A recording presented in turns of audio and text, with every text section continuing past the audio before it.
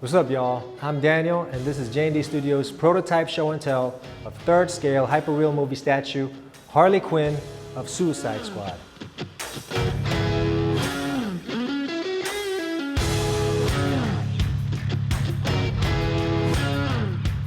Again, I just want to thank y'all for the incredible success with this product launch.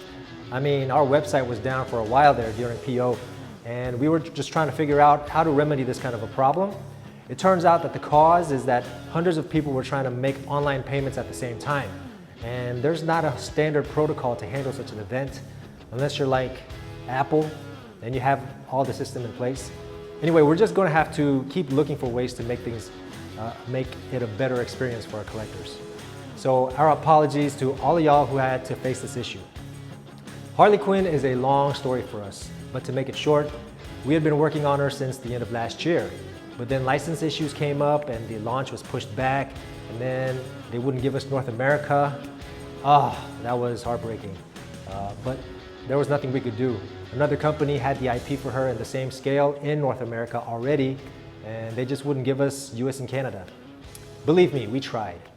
So that's basically what happened. But JND Harley Quinn was something collectors had been asking for a long time. So we did the best with what we could.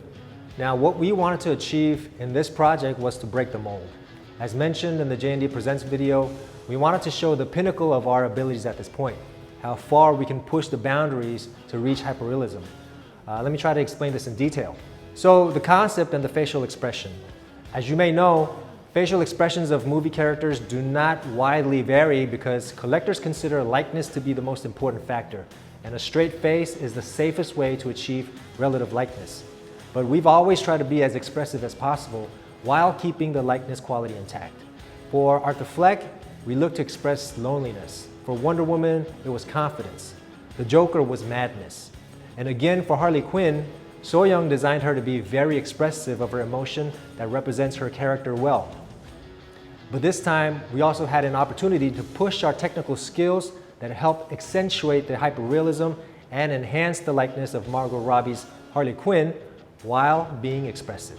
So dentures were added to the rooted hair, silicone skin, and the glass eyes for something that we can confidently say is possible only by JND Studios. The big smile that shows her outgoing, never serious, childlike character was made more realistic with the addition of JND dentures created by Kojun himself. But why are these dentures necessary?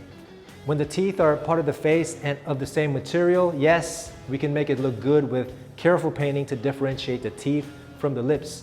But what about production? It is nearly impossible to replicate such careful painting when producing in mass. But these dentures will offer a different type of realness to a big smile. It's a smile you've never seen before in a statue. So in that sense, I think we definitely did break the mold, and that's what makes this project so special for us. Let me address the issue about the edition size. Harley Quinn's edition size is 1,299, which is the highest DS we announced up to date. I know that one of the appeals of collecting JND Studios statues is the value that is created by a limited quantity. Not only are we aware of this, but this element is one of our core values and a part of our business model. But I have to remind you that the value created by limited edition is by and large a relative value that depends on the demand. For example, when you make 10 units available for purchase and only 5 people are willing to buy, there's very little value created. But if it's a product that 50 people are willing to purchase, then the limited edition of 10 units lends greater value to the item.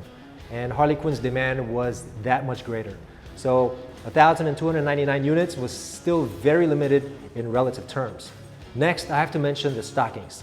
There's a visible seam in the stockings of the prototype, unlike life-size stockings. Now, you wouldn't know it, but having a seamless stocking in a miniature scale is one of the most difficult feats to achieve. And I gotta tell you, we're still working on it, and I'm not sure if it's happening. If we had more time, we might be able to come up with a solution, but at this point, we just don't know. So I just wanted to put that out there for y'all. Next, let me talk about the teasers. There were a bunch of people complaining about the teaser videos on Facebook, that there were too many of them, that they were getting tired of them, that we're overdoing it more and more. Listen, I'm sorry, but we only did 3. We've always done 3, since Arthur Fleck. It was 3 teaser videos, like 2 or 3 days apart from each other, and then the presents video, and then the full reveal. It's like a formula. Wonder Woman 1984 had 4 teasers, and the response was great. We have a lot of fun with these teasers, so I hope y'all can enjoy them for what they are as well. That's about all I got for today. I hope you got a lot of value out of this show and tell. Thank you for watching JND Studios' prototype show and tell of 1/3 scale hyper-real movie statue Harley Quinn from Suicide Squad.